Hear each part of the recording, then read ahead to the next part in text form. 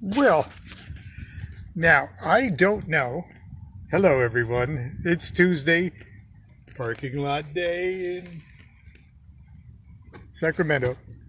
Uh, my phone is causing me all sorts of trouble, and I'm not sure that I'll be able to actually finish today. So be warned, and I'll apologize in advance for any disturbance.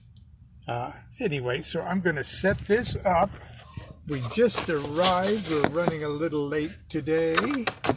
Hi, Charles. Hi, you're waving at me. Hi, William. I see you. So here, I want to talk about ghosts, and I want to talk about spirits, and I want to talk about dreams. Uh, it's really hard to talk objectively in this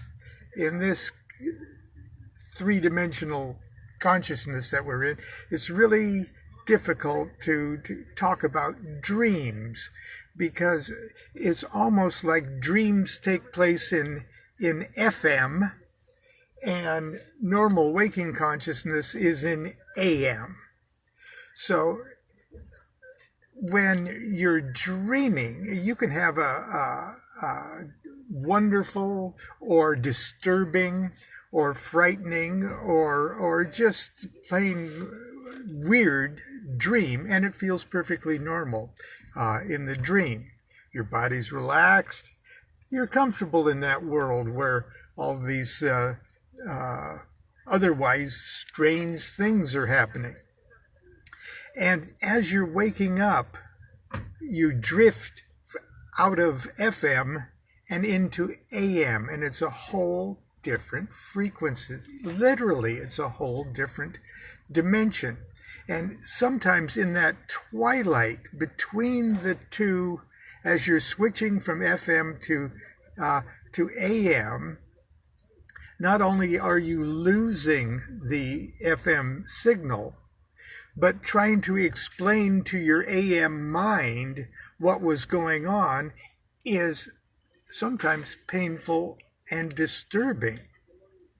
And it's like you're dreaming that you're being eaten by a giant dragon of some kind, and it seems perfectly normal. And you're not too upset. You're just kind of FM upset, but you're comfortable in that reality. But as you wake up and you're trying to explain it to your AM mind, it's all of a sudden, oh my God, oh, that's terrifying. Oh God, if that's what the death coma is like, I'll spend eternity in that hell. Well, it wasn't hell. It wasn't hell in your AMness or in your FMness. Am I making any sense? Anyway, I want to read a couple of things about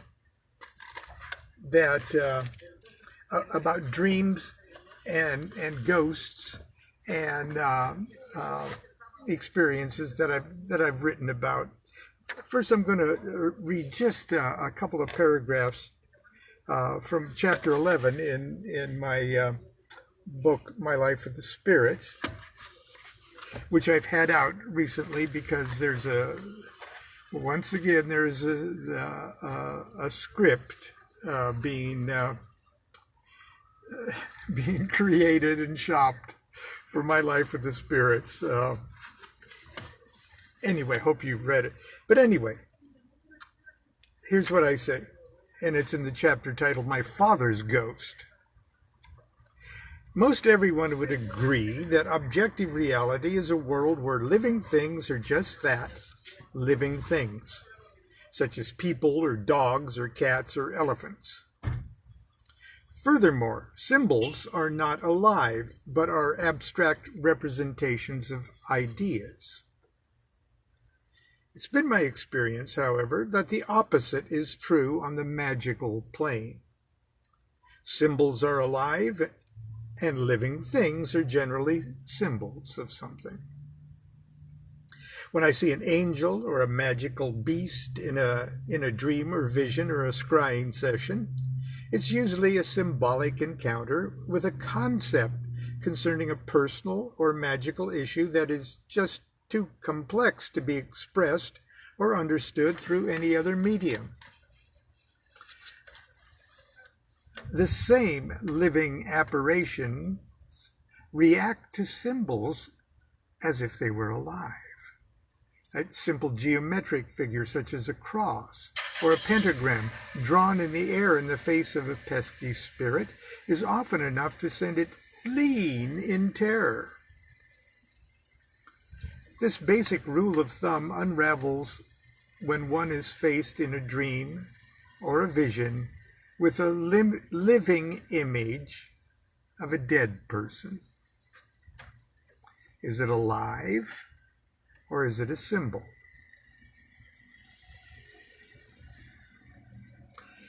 Almost everyone who has ever lost a loved one or who has at least one visitation story to tell. Usually the deceased appears in a vivid dream or a vision a week or two after dying and delivers a message to the effect that everything's okay and not to worry. I used to think that this phenomenon was a natural denial mechanism of the mind, triggered at times when it's easier to accept an hallucination rather than dealing with grief or the great mystery of death. Now, I'm not so sure. And then I go on in that chapter to describe the visitation of my father shortly after he died, but that's another subject. I'm going to go nearly all the way to the end of the book to a chapter that's called The Attack of Aunt Gladys's Ghost.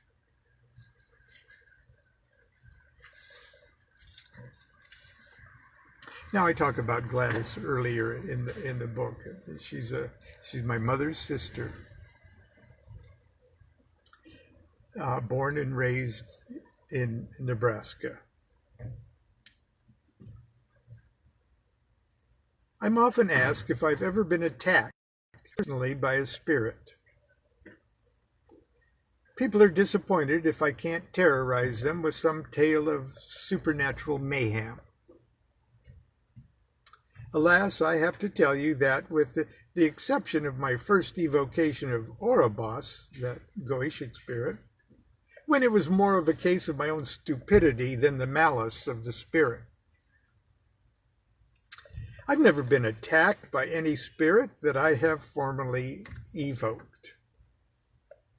I was, however, nearly killed by a spirit I didn't invoke or evoke. Crime statistics show that if you're going to be murdered, it'll most likely be by a family member.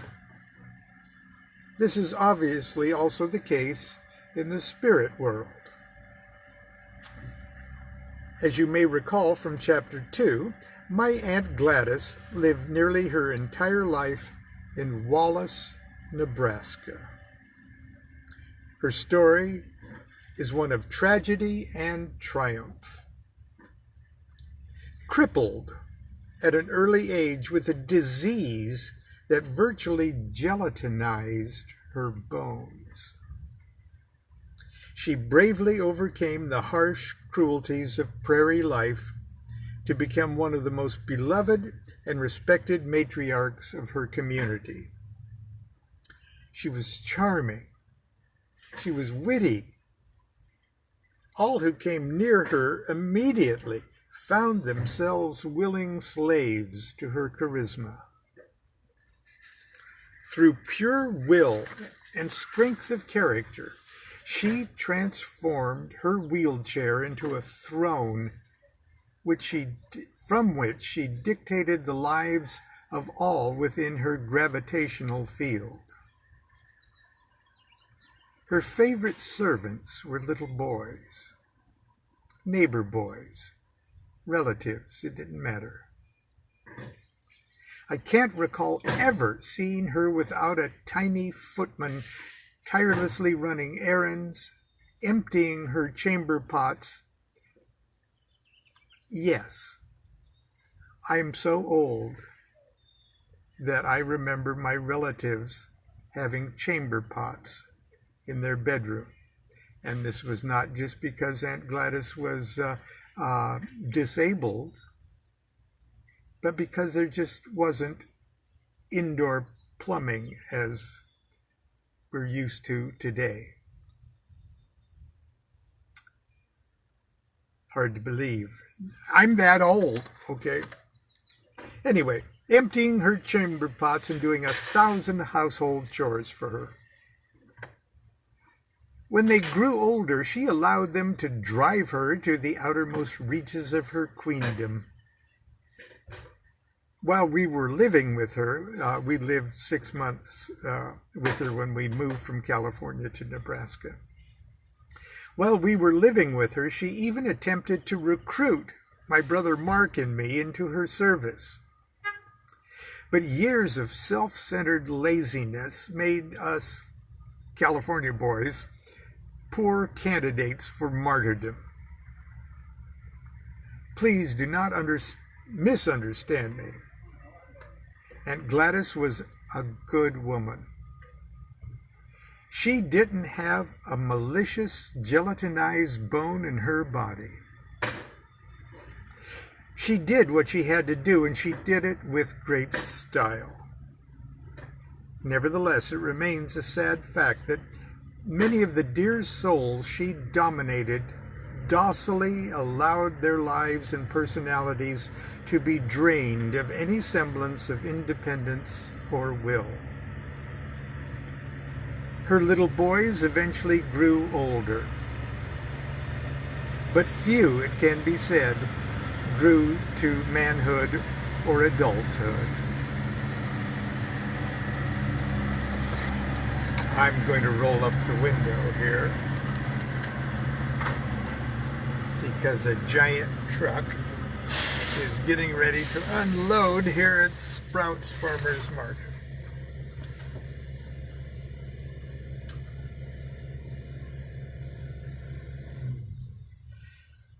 Her little boys eventually grew older, but few, it can be said, grew to manhood or adulthood. Without her dynamic direction, many of them drifted into lives of tragic loneliness.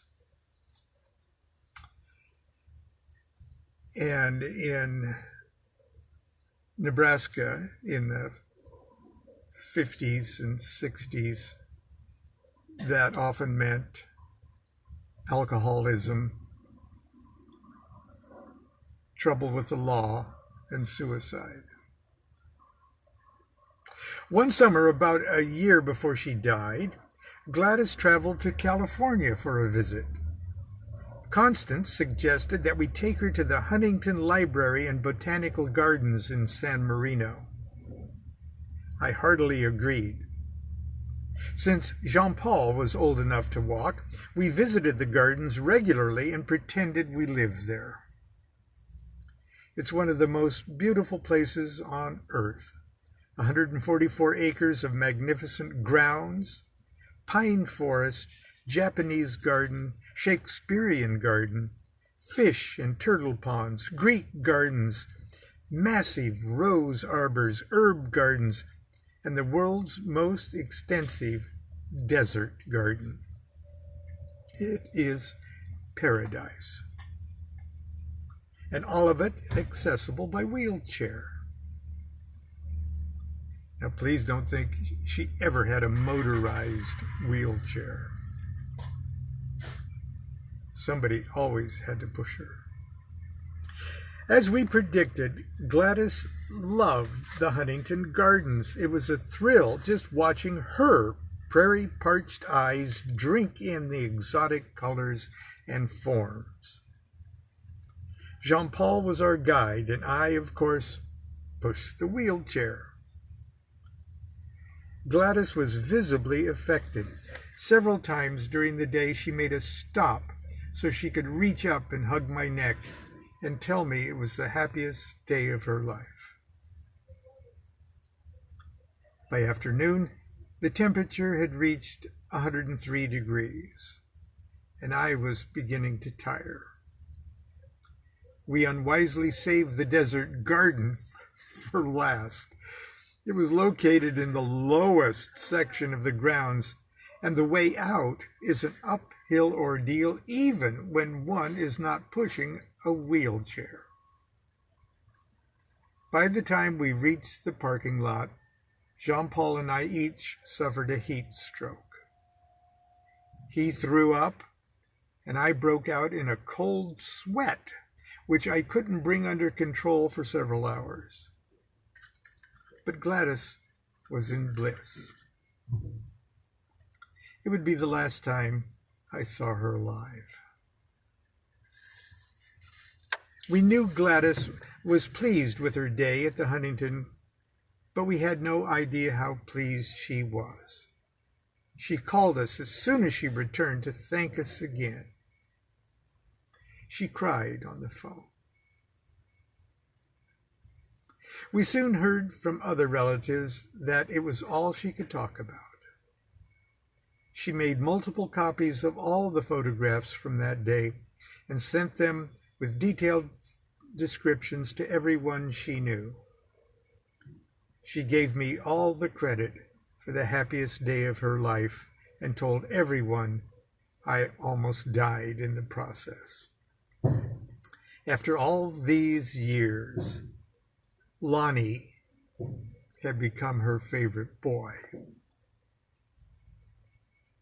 On the night she died, nearly 20 hours before I would learn of her death, Gladys came to me in a frightening vision.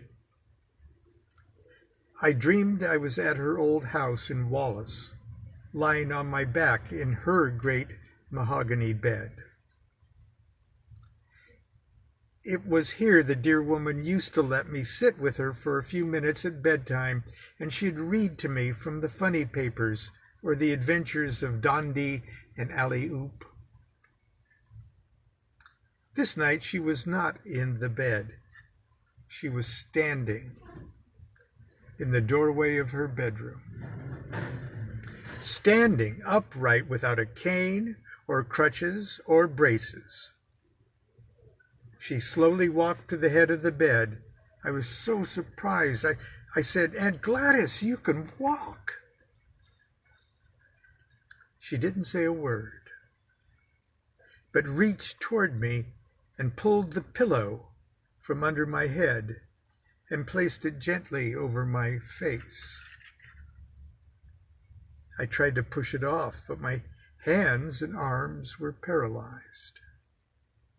I tried to scream, but I could not get any air to come out of my throat. I was suffocating. I tried to thrash my body from side to side, but I couldn't tell whether or not I was really moving. I think I managed to let out an awful groan, but I could not articulate any words. I groaned again and struggled against the pillow. I heard Constance's voice telling me, "Breathe, Lon. You're not breathing. Wake up." I stared wide-eyed into the pillow until it dissolved and I saw the familiar shadows of my own bedroom ceiling. Constance pushed me sharply and yelled again for me to breathe. Finally, I found the control to drag in a deep breath and then another. It was a clear case of sleep apnea. It happened before. I snore like Godzilla. Especially in those days, I was 310 pounds. This was the first time, however, that it had been accompanied by such a strange and terrifying dream. I dreamed Aunt Gladys was trying to suffocate me with a pillow. Constance and I both laughed. Still, I would not put my head back down on the spot where that dream occurred. I spent the rest of the night on the living room couch. The following evening, my brother Mark called to tell me that Aunt Gladys had died the night before. A few days later, my mother flew to Nebraska for Gladys's funeral.